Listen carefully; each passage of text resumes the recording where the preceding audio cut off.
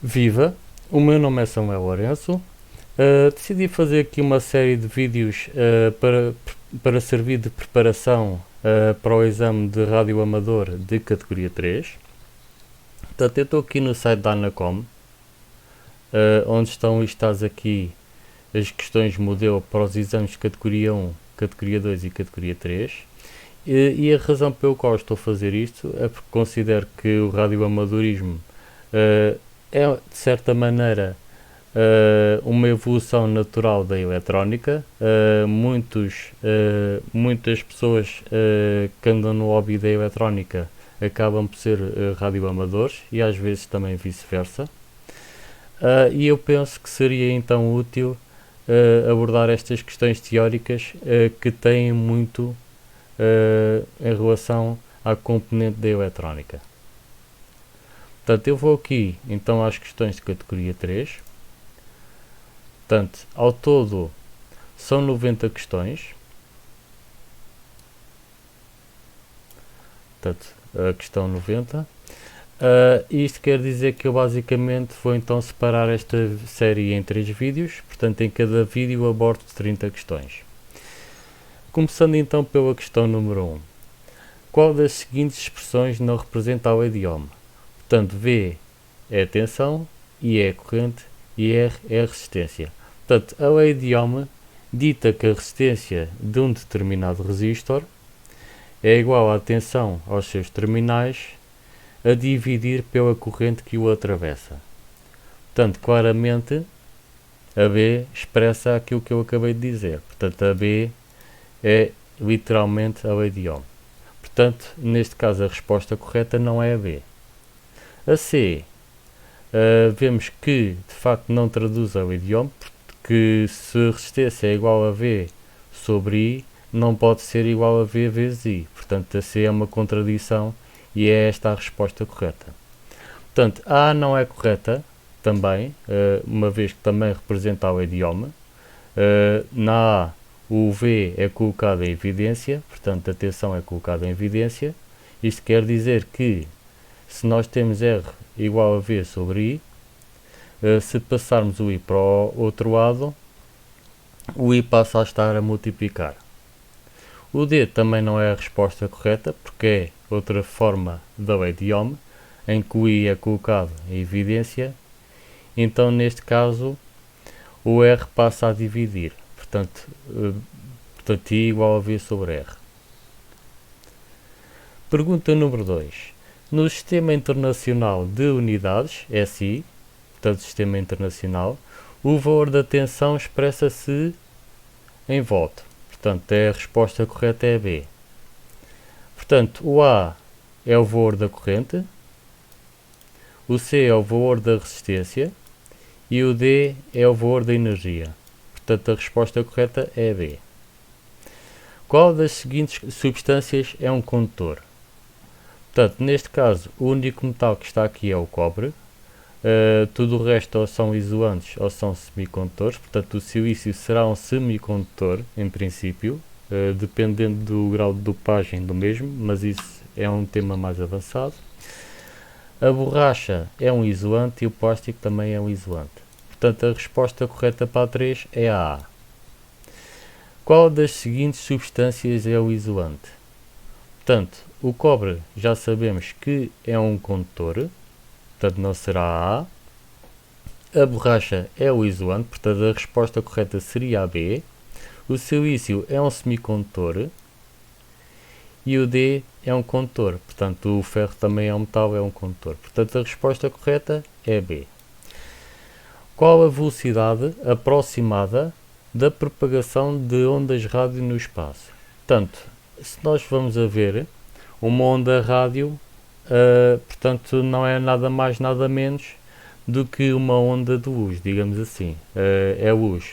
Portanto, é radiação eletromagnética, portanto, e a velocidade da luz é 300 mil km por segundo. Portanto, logo, por conseguinte, a velocidade aproximada da propagação das ondas de rádio no espaço também é 300 mil km por segundo. Portanto, a resposta correta é A. Pergunta número 6. O valor do comprimento de onda no Sistema Internacional de Unidades, ou seja, no sistema SI, exprime-se em A. Volt, B. Segundo, C. Hertz ou D. Metro. Portanto, a resposta correta é D. Portanto, o comprimento de onda é uma distância e a distância no Sistema Internacional de Unidades exprime-se sempre em metros. Portanto, a C refere-se portanto, ao número de ciclos por segundo, como uma onda, ou à frequência que uma onda possa ter. Portanto, segundo é o tempo e volt é para a tensão. Portanto, resposta correta D. Pergunta número 7. Qual das seguintes afirmações não está correta? As ondas de rádio não precisam de suporte físico para se propagar, ou seja, propagam-se no vazio. Portanto, a resposta A está correta. B. As ondas de rádio precisam de suporte físico para se propagar, ou seja, não se propagam no vazio. Portanto, a resposta B é que está incorreta. Mas vamos ver aqui também as outras. As ondas de rádio, de uma forma geral, atravessam a matéria, ou seja, podemos receber as referidas ondas no interior das nossas casas. Em princípio, sim. Portanto, a resposta C está correta. Esta é uma afirmação correta, portanto. E a resposta D. As ondas de rádio, de uma forma geral, propagam-se sem necessidade de guia artificial e, por esse facto, foram fundamentais no desenvolvimento das comunicações móveis. Portanto, a resposta D está correta. Portanto, a única afirmação que está aqui incorreta é a resposta D. Portanto, as ondas de rádio precisam de suporte físico para se propagar, ou seja, não se propagam no vazio. Portanto, isto não é verdade. Pergunta número 8. Qual das figuras representa um sinal sinusoidal? Portanto, a resposta correta, neste caso, é a figura 1, portanto, ou seja, é a A. Portanto, isto representa um sinal sinusoidal. Isto está aqui é uma sinusoide. A figura 2 é uma onda quadrada. Portanto, está incorreta. A figura 3 é uma onda triangular. Portanto, também está incorreta. E a figura 4 é uma onda dente de serra. Também está incorreta. Pergunta número 9. A figura representa um sinal sinusoidal em que mais o m é igual a 1 volt. Qual é o valor eficaz do sinal? Portanto, neste caso, o valor eficaz será aquele valor que equivale, digamos, a uma tensão contínua para dar a mesma potência num determinado componente, digamos uma lâmpada. Portanto, nós ao passarmos uma tensão desta natureza com uma tensão de pico de 1 volt, portanto mais o M é igual a 1 volt, se quiséssemos passar a tensão em corrente contínua de modo a produzir a mesma potência, neste caso teríamos que passar uma tensão contínua 0,707 volts, portanto seria o 3. Porque é que eu digo isto? Portanto, isto tem a ver com o cálculo integral, não vou aprofundar muito sobre isto. Portanto, o cálculo integral, se nós fizermos aqui, pegarmos nesta onda sinusoidal e retificarmos esta onda sinusoidal, portanto o pico negativo passa a positivo. Se fizermos aqui então o cálculo integral, obtemos aqui um valor de 0,707 para uma onda sinusoidal. Portanto, se fosse uma onda triangular, o cálculo seria mais fácil. Intuitivamente, uma onda triangular, digamos que o valor eficaz seria metade da tensão de pico, e a mesma coisa para uma onda dente de serra.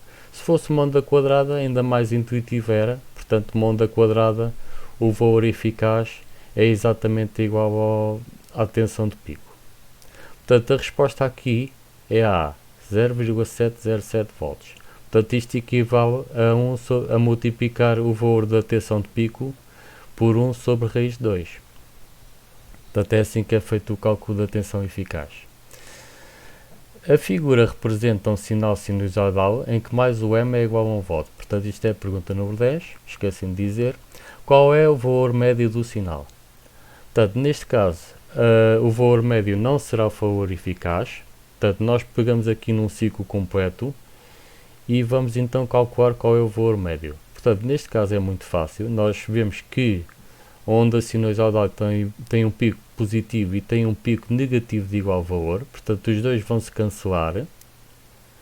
E visto que esta onda passa por zero, então a resposta correta é B. Portanto, B, 0 volts. Isto no fundo, portanto, o valor médio corresponde exatamente à componente de corrente contínua do sinal. Portanto, neste caso é 0.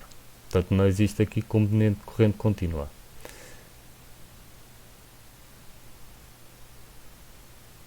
Pergunta número 11. A figura representa a amplitude de um sinal sinusoidal em função do tempo. O que representa 1? Portanto, estas perguntas 11, 12, 11 e 12, portanto é só 11 e 12, isto pode ser respondido por exclusão de partes. No entanto, eu devo dizer que no exame só sai uma delas, portanto não sai a 11 e a 12 ao mesmo tempo. Portanto, neste caso, o que é que representa então o 1? Portanto, o valor 1 representa justamente aquela tensão que se viu há bocado. Portanto, é a tensão de pico. Valor de pico do sinal. Portanto, a resposta correta então é a C. Pergunta 12. A figura representa a amplitude de um sinal sinusoidal em função do tempo. O que representa 4? Portanto, o 4, portanto, nós temos aqui um ciclo completo, portanto, da onda sinusoidal. O 4 representa então o período do sinal. Portanto, isto é, no eixo horizontal nós temos aqui o tempo em segundos, no eixo vertical nós temos a tensão. Portanto, será então o período do sinal, ou seja, a resposta correta é a A. Pergunta número 13. Na figura, qual o símbolo de uma resistência? Portanto, neste caso o símbolo da resistência é 3.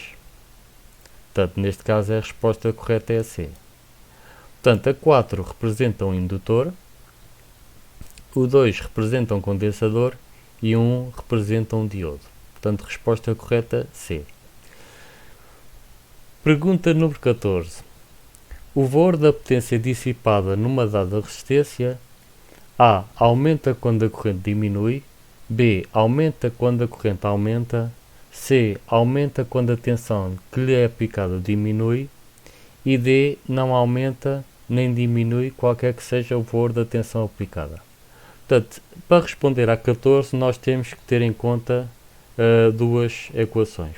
Portanto, uma delas é o idioma, que diz que para uma dada resistência, portanto, o seu valor igual a tensão aos seus terminais a dividir pela corrente que a atravessa.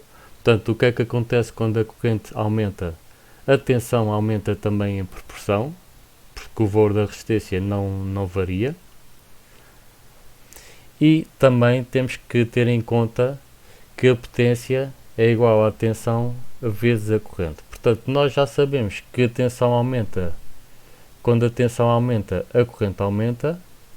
E se a corrente aumentar, portanto, ao atravessar uma resistência, isto quer dizer que a tensão também aumentou. Portanto, isto dá para os dois lados. Portanto, o que é que nós temos então que ver? Portanto, de acordo com a lei da potência, portanto, P igual a V vezes I, portanto, potência igual a tensão a multiplicar pela corrente. Portanto, nós logicamente chegamos à conclusão que a potência dissipada numa dada resistência vai aumentar quando a corrente aumenta. Portanto, a A não é correta, portanto, a potência diminuiria se a corrente, quando a corrente diminui. Portanto, a C também não está correta. Portanto, a potência também diminui quando a tensão que lhe é aplicada diminui. E a D não está correta porque a potência vai aumentar consoante o aumento do valor da tensão que lhe é aplicada. Portanto, neste caso, para a 14, a resposta correta é B. Pergunta número 15.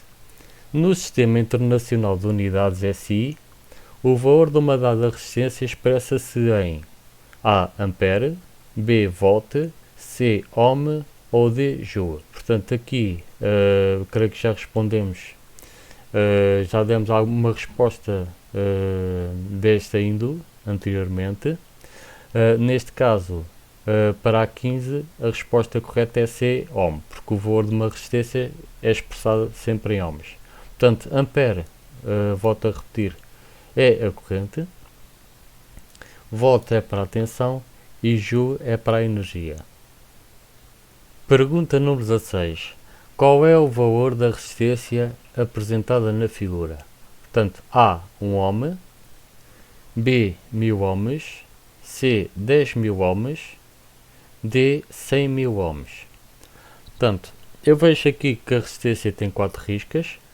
Normalmente a última risca, portanto, é prateada ou dourada, é para a tolerância. Pode também não ter a quarta risca, pode ter só 3. Portanto, relativamente à quarta risca, já agora posso dizer que se for dourada, quer dizer que a tolerância da resistência é de 5%. Se a risca for prateada, então a resistência tem uma tolerância de 10%, e se não tiver a risca, trata-se então de uma resistência com tolerância de 20%.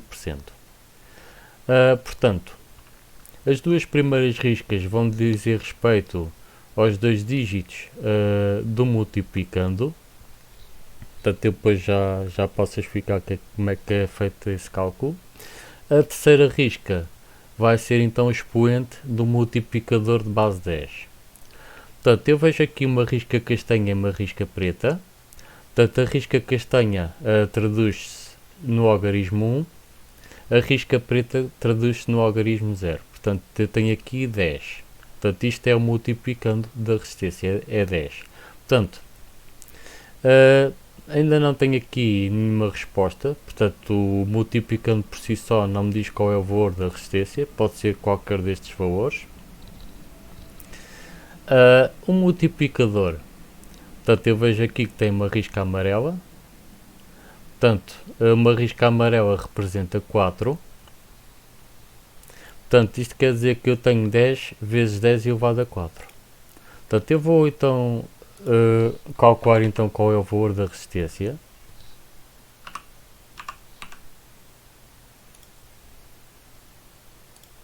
Aliás, perdão, não era este.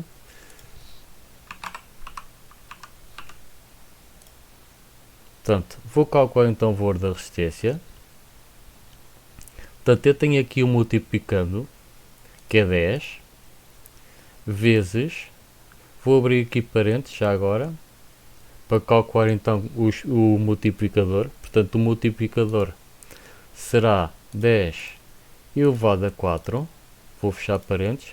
Portanto, o multiplicador é 10.000 e faço igual, e tenho então 100.000. Portanto, a resposta correta é a D.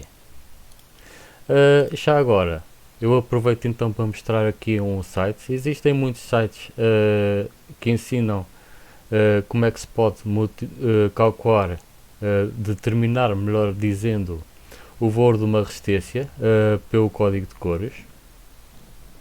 Portanto, isto aqui diz quais são os valores das riscas. Portanto, o preto corresponde a 0, o castanho corresponde a 1, o vermelho corresponde a 2, o laranja corresponde a 3, o amarelo corresponde a 4 e por aí em diante. Vou então aqui à pergunta 17. Um receptor de radiocomunicações de amador destina-se a receber todas as comunicações nas faixas de amador em que é sintonizável, receber todas as comunicações mesmo nas faixas de amador em que não é sintonizável, receber todo o tipo de comunicações em todas as faixas do espectro, ou nenhuma das respostas anteriores está correta. Portanto, neste caso eu posso dizer que a resposta é a A.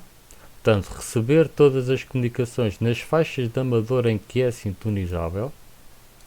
Portanto, também não faz sentido, porque se o receptor não for sintonizável não vai receber essa banda. Portanto, não sendo sintonizável na banda não faz sentido.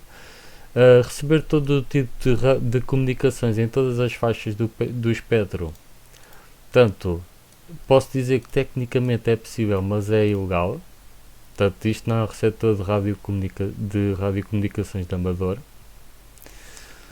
E a D, portanto, está incorreta porque a correta neste caso é a A. Portanto, receber todas as comunicações nas faixas de amador em que é sintonizável. Pergunta 18. Qual dos seguintes componentes nunca faz parte de um receptor? A. Microfone. B. Tecla de on-off. Eu penso que aqui seria interruptor de on-off. Não faz sentido ter uma tecla, mas tudo bem. C. Mostrador de nível.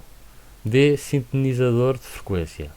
Portanto, a resposta correta é A. A A só faz sentido se for um emissor ou um transceptor.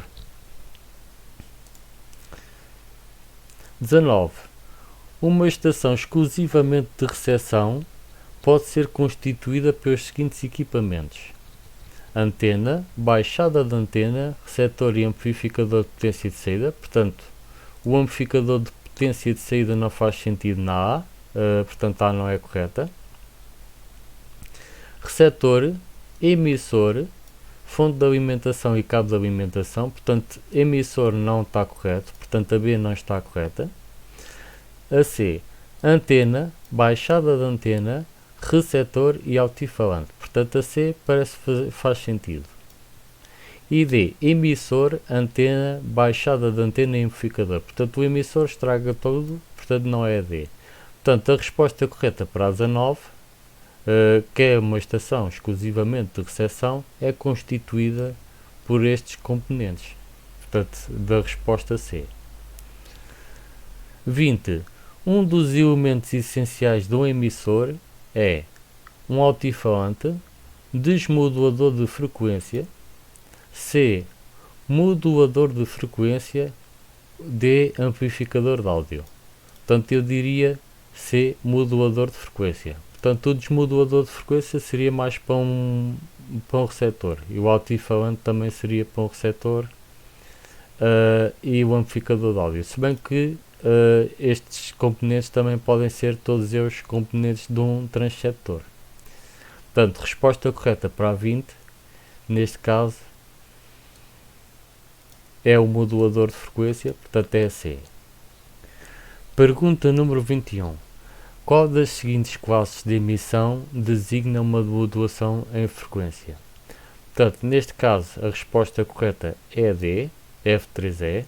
Portanto, o A3E é modulação em amplitude, J3E é modulação em amplitude de banda lateral com portadora suprimida, e a resposta C, portanto, é modo de onda contínua, portanto, sem modulação.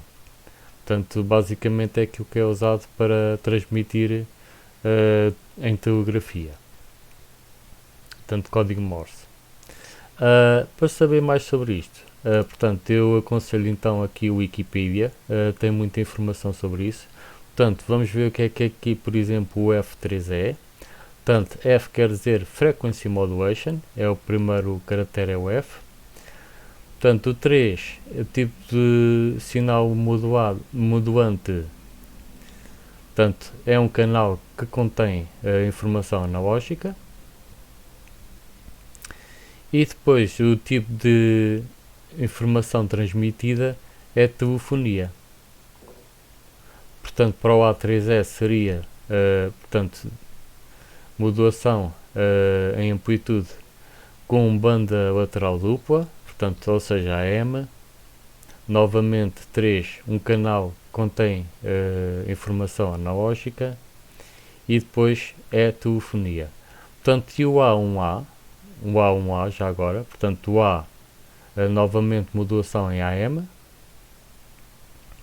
Um canal contendo informação digital, sem subportadora, e o A, telegrafia oral. Portanto, praticamente para ser descodificada, portanto, ouvindo, ou seja, utilizando, por exemplo, código Morse. Pergunta 22. Qual dos seguintes componentes nunca faz parte de um emissor? Portanto, A. Filtro de saída. Filtro de saída faz parte. Portanto, é para tirar qualquer harmónica. B. Desmodulador. Portanto, o desmodulador não faz parte. O sinal não precisa de ser desmodulado, precisa de ser modulado. C. Modulador. E D. Microfone. Portanto, a resposta correta seria a B. Portanto, o desmodulador não faz parte de um emissor. Portanto, aqui quando se fala em emissor, é um emissor exclusivo. Não se está a falar de um transcetor que tem tanta componente de recepção como a de emissão. Pergunta 23. Por que é importante termos uma boa adaptação de impedâncias numa estação de recepção? Portanto, esta pergunta é um bocado confusa.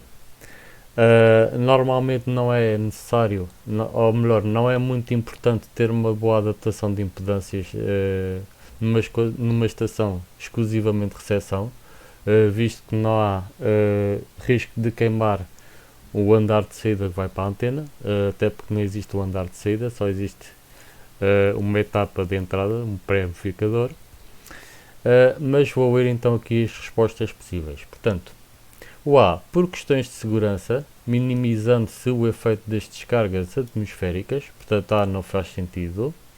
B, para maximizar a transferência de energia, melhorando a recepção do sinal, portanto eu penso que a B, aliás, está correta. C, para evitar que o andar de entrada do receptor sature, a C não faz sentido. E a D, a adaptação de impedâncias não é importante numa estação de recepção. Portanto, a D também poderia ser considerada correta, mas penso que a mais correta neste caso é a B.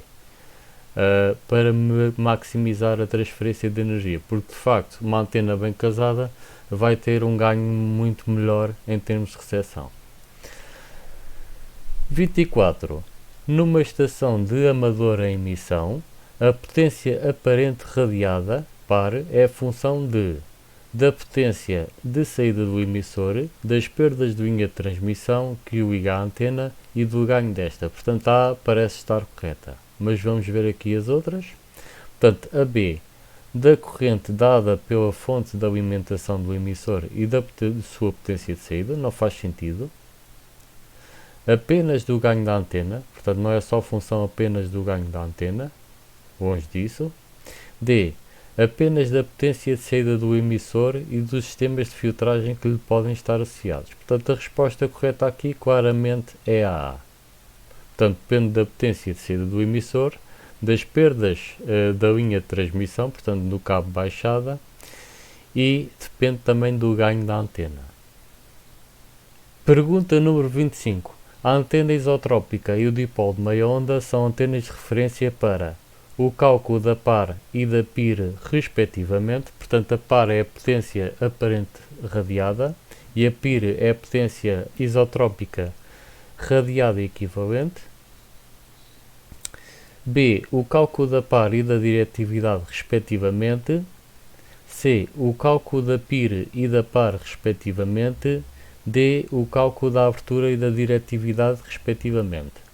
Portanto, a antena isotrópica é uma antena teórica, não existe na prática e é impossível que exista. Portanto, é uma antena que emite de forma igual em todas as direções, tanto na horizontal como na vertical.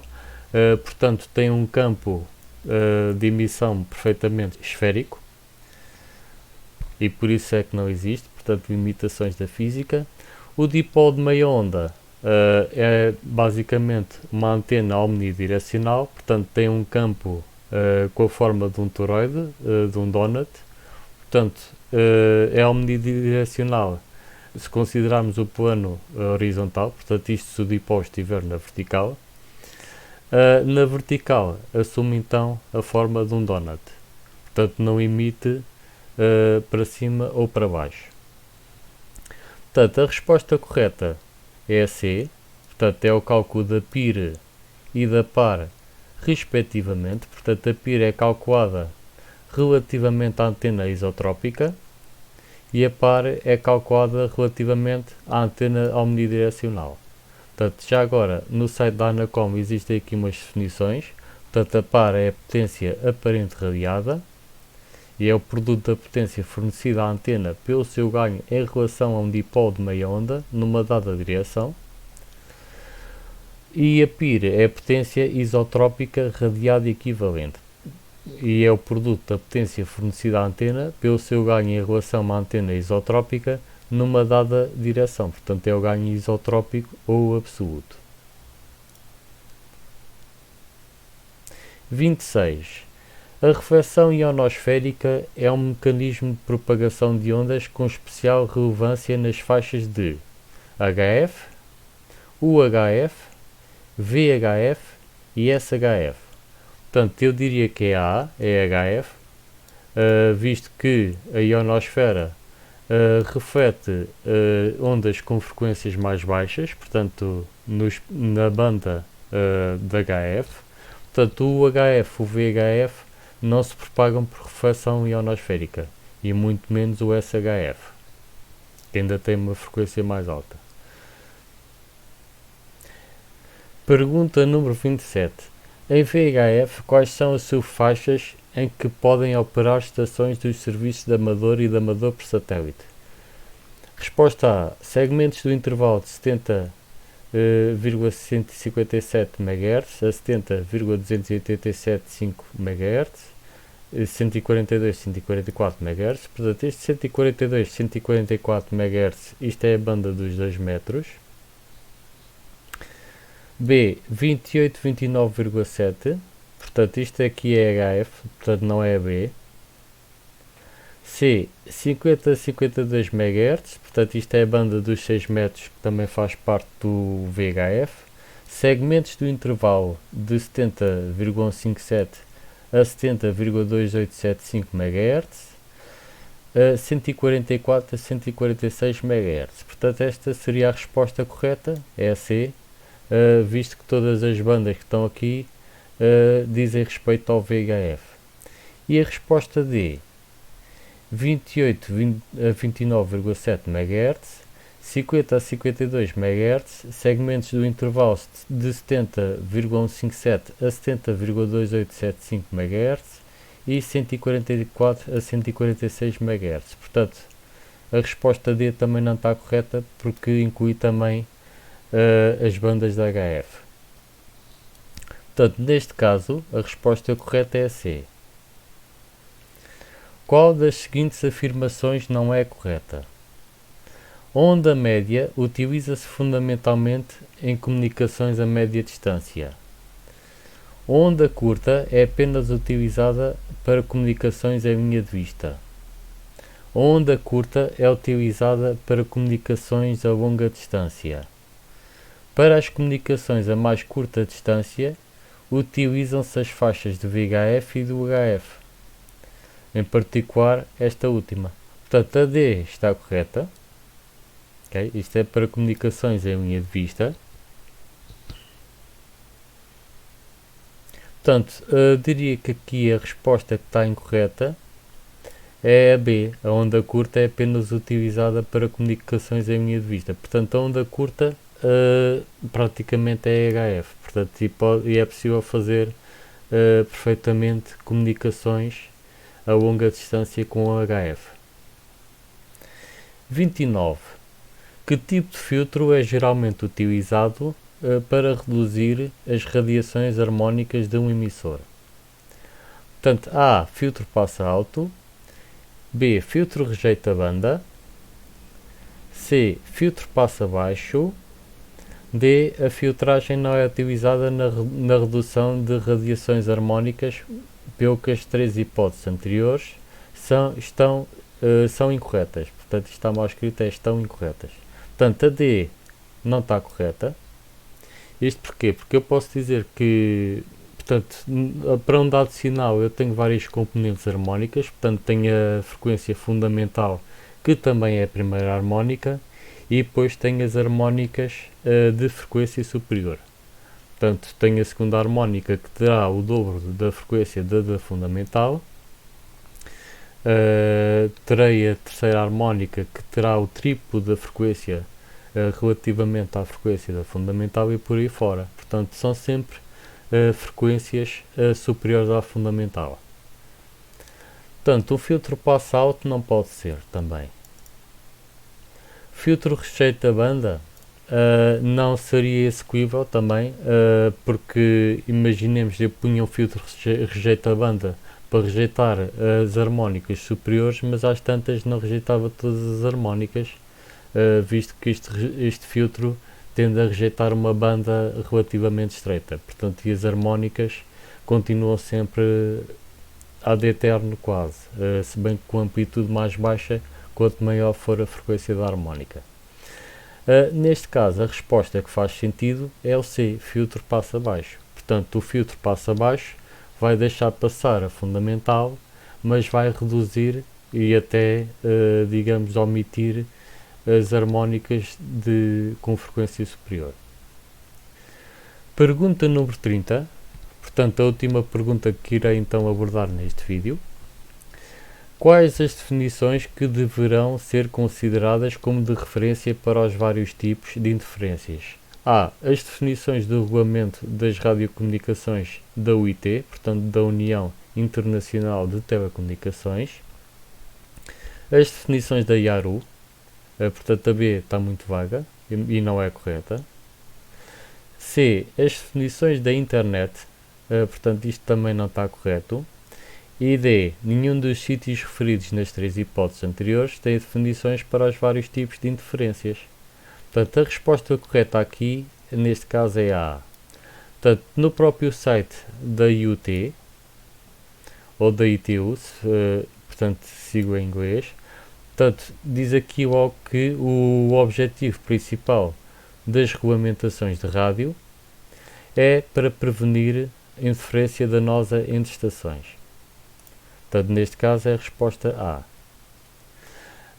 Irei então abordar as restantes questões nos dois vídeos que irei fazer. Portanto, o segundo vídeo irei abordar as questões desde a 31 à 60 e ficando então as restantes questões até à 90 para o terceiro vídeo. Posto isto, espero que tenha gostado então deste vídeo e espero que tenha sido útil. Se tiver alguma questão que queira colocar ou alguma correção que queira fazer, por favor, utilize então os comentários para o fazer, eu responderei. Da minha parte então é tudo e até uma próxima.